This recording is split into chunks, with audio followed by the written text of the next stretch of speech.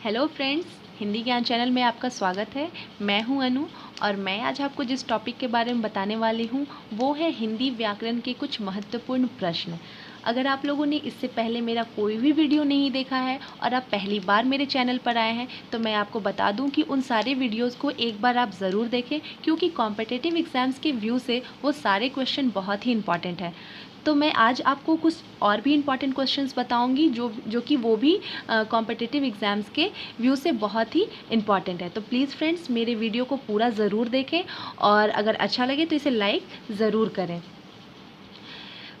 आइए हम लोग बात करते हैं पहले क्वेश्चंस के बारे में कि वो पहला क्वेश्चन क्या है। आप देख सक रहे हैं यहाँ पर कि इनमें से संकर शब्द कौन सा है। हमारा पहला क्वेश्चन है कि इनमें से संकर शब्द कौन है। ऑप्शन है हमारा प्रस्ताव, तरक्की, प्लेटफॉर्म या फिर टिकट घर।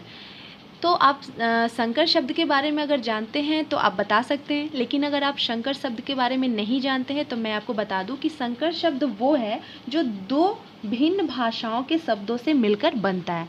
दो भिन्न भाषा जब जहाँ पर होंगे तो वहाँ पर संकर शब्द आएगा। जैसे कि यहाँ पर आप देख सकते हैं प्रस्ताव, तरक्की, प्लेटफॉर्म या फिर टिकट घर। तो आप देख रहे हैं इसमें तो कोई दो शब्द नहीं है। अगर ये दो है यहाँ पर तो दोनों में भी इंग्लिश के ही शब्द भाषा है, दोनों इंग्लिश भाषा ही है। लेकिन आप यहाँ देख पा रहे हैं टिकट घर, टिकट हमारा इंग्लिश भाषा है और घर जो है हमारी हिंदी भाषा है। तो यहाँ पर जो हमारा करेक्ट आंसर हो जाएगा वो हो जाएगा टिकट घर। ठीक है, अब हम अपने नेक्स्ट क्वेश्चन में आते हैं कि शब्द किसे कहते हैं। एक या एक से अधिक ध्वनि समूहों को, एक या एक से अधिक वर्णों के समूहों को, एक या एक से अधिक सार्थक वर्ण समूहों को या फिर ध्वनि की लघुत्तम इकाई को। तो हमारा जो शब्द कहलाता है वो है सार्थक वर्ण समूहों को। ठीक है, एक या एक से अधिक सार्थक वर्ण समूह जहाँ पर होंगे वहाँ पर हमारा शब्द कहलाएगा। ठीक है, नेक्स्ट क्वेश्चन है हमारा, शब्दों के वर्गीकरण का आधार क्या होता है। शब्दों के वर्गीकरण का आधार क्या होता है। रचना होता है, उद्गम होता है, अर्थ होता है या फिर सभी होता है। तो आप लोगों ने अगर जाना होगा कि शब्दों का वर्गीकरण किस आधार पर किया जाता है, तो रचना के आधार पर भी होता है, उद्गम के आधार पर भी होता है, अर्थ के आधार पर भी होता है। तो यहाँ पर जो हमारा करेक्ट आंसर हो जाएगा उपयुक्त सभी, नंबर 4 हमारा करेक्ट आंसर हो जाएगा। नेक्स्ट क्वेश्चन है हमारा, संकर शब्द किस वर्गीकरण में आता है। अभी मैंने आपको संकर शब्द के बारे में बता दिया। तो ये जो वर्गीकरण इसका है जो ये आता है उद्गम के वर्गीकरण में आता है। यहाँ ऑप्शन और भी है, रचना है, अर्थ है, उद्गम है, इनमें से कोई नहीं। तो जो हमारा संकर शब्द है वो उद्गम के आधार पर आता है, मतलब उद्गम के आधार पर हमारा संकर शब्द आता है। ठीक है, नेक्स्ट क्वेश्चन है हमारा कि तत्सम शब्दों का मूल स्रोत क्या होता है। तत्सम शब्दों का जो मूल स्रोत है यानी कि जो तत्सम शब्द है वो कहाँ से आए हैं। तो वो अभ्रंश से आए हैं, प्राकृत से आए हैं, संस्कृत से आए हैं या फिर पाली से आए हैं। तो जो तत्सम शब्दों का मूल स्रोत है वो हमारे संस्कृत से आए हैं। आपको पता होगा तो बहुत अच्छी बात है, और नहीं तो फिर ये हमारा जो तत्सम शब्द होता है ये संस्कृत के शब्द होते हैं, संस्कृत से ही आए हैं तत्सम शब्द। ठीक है, इनमें से किसे देशी शब्द भी कहा गया है। ठीक है, इनमें से किसे देसी शब्द भी कहा गया है। तद्भव को, संकर को, देशज को या रूढ़ को। तो आप यहाँ देख सक रहे हैं देसी शब्द है तो यानी हमारा देशज सही आंसर हो जाएगा। ठीक है, नेक्स्ट क्वेश्चन है हमारा कि योग रूढ़ शब्द का अर्थ क्या होता है। योग रूढ़ शब्द का अर्थ क्या होता है। जिसमें कोई रूप परिवर्तन ना हो, जिसका अर्थ निश्चित हो, जिसकी कोई व्युत्पत्ति ज्ञात ना हो, जो सामान्य अर्थ को छोड़कर परंपरागत अर्थ को बताए। तो योग रूढ़ जो शब्द होता है सामान्य अर्थ को छोड़कर परंपरागत अर्थ को बताता है। वहाँ पर हमारा कौन सा शब्द होता है, वो हमारा योग रूढ़ शब्द होता है। नेक्स्ट हमारा क्वेश्चन है कि निम्न में से तत्सम शब्द का चयन करें। इसमें से हमें तत्सम शब्द को चुनना है। बारात, वर्षा, हाथी और आंसू। तो इसमें जो वर्षा है ये हमारा तत्सम शब्द है। नेक्स्ट है हमारा तेल, नक्षत्र, दिया और सुहाग। इसमें से भी हमें तत्सम शब्द को ढूंढना है। तो ये है नक्षत्र। ठीक है, तो ये नक्षत्र जो है ये तत्सम शब्द है। ये भी संस्कृत के शब्द, मैंने अभी आपको बताया कि जो संस्कृत के शब्द होते हैं वो जो होते हैं तत्सम शब्द होते हैं। नेक्स्ट हमारा क्वेश्चन है कि निम्न में से रूढ़ शब्द कौन है।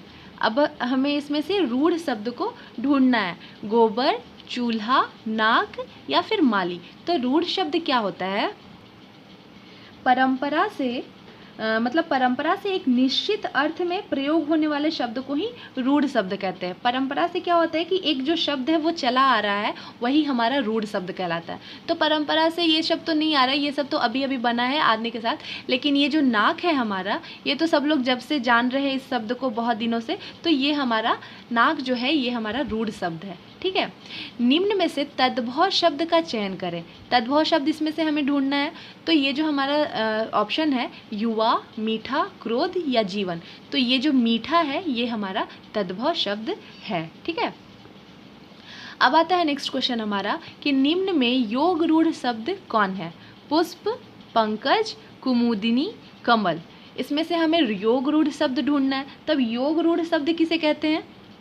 ऐसे शब्द जो अपना सामान्य अर्थ छोड़कर परंपरा से चले आ रहे किसी विशिष्ट अर्थ को व्यक्त करते हैं, वहाँ पर योग रूढ़ शब्द कहलाते हैं। ठीक है, तो ये हमारा जो पंकज है, ठीक है, ये पंकज जो है ये परंपरा से चली आ रही है, लेकिन ये अपना विशिष्ट अर्थ किसको बताते हैं? तो जो जहाँ पर विशिष्ट अर्थ बताया जाए वहाँ पर हमारा योग रूढ़ शब्द होता है। ठीक है, तो इसका आंसर है 2, पंकज।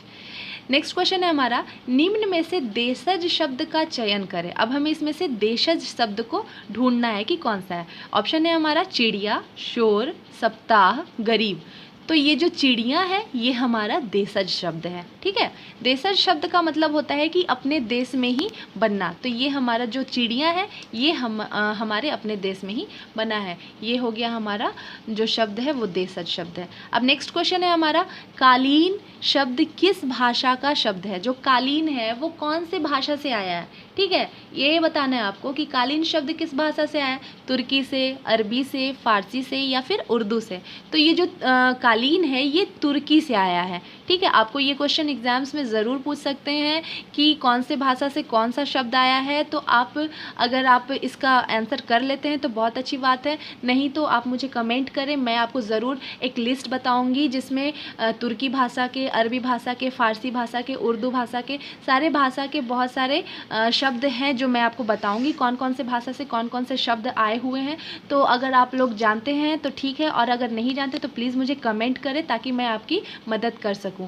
ठीक है, नेक्स्ट हमारा क्वेश्चन है, चाय शब्द किस भाषा का शब्द है? जो चाय है वो किस भाषा से आया है? हिंदी से आया है, चीनी से आया है, अरबी से आया है या फिर तिब्बती से आया है?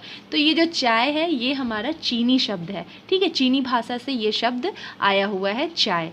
ठीक है, अब नेक्स्ट क्वेश्चन है हमारा, अश्रु गैस शब्द कौन सा शब्द है? अश्रु गैस शब्द जो है वो कौन सा शब्द है? देशज है, विदेशज है, तत्सम है या फिर संकर है? मैंने बताया आपको संकर शब्द के बारे में कि जो 2 अलग अलग भाषा से मिलकर बनता है वहाँ पर संकर शब्द होता है। तो आप देख सकते हैं यहाँ अश्रु जो है हिंदी है, गैस जो है यहाँ पर इंग्लिश है, तो ये 2 अलग भाषा से मिलकर बना है, इसीलिए ये हमारा आंसर जो हो जाएगा संकर शब्द कहलाएगा। ठीक है, 17 नंबर क्वेश्चन है कि कबूतर शब्द किस भाषा का शब्द है? जी हाँ फ्रेंड्स, कबूतर जो शब्द है ये हमारे हिंदी भाषा का नहीं है, तो आप इसे एक बार जान लें कि ये किस भाषा से आया है। तो कबूतर शब्द आपके ऑप्शन से देख सकते हैं आप यहाँ पर, फारसी, अरबी, तुर्की या फिर अंग्रेजी। तो जो कबूतर शब्द है वो हमारे फारसी से आया है, ये हिंदी भाषा का शब्द नहीं है फ्रेंड्स, एक बार अच्छे से देख लें।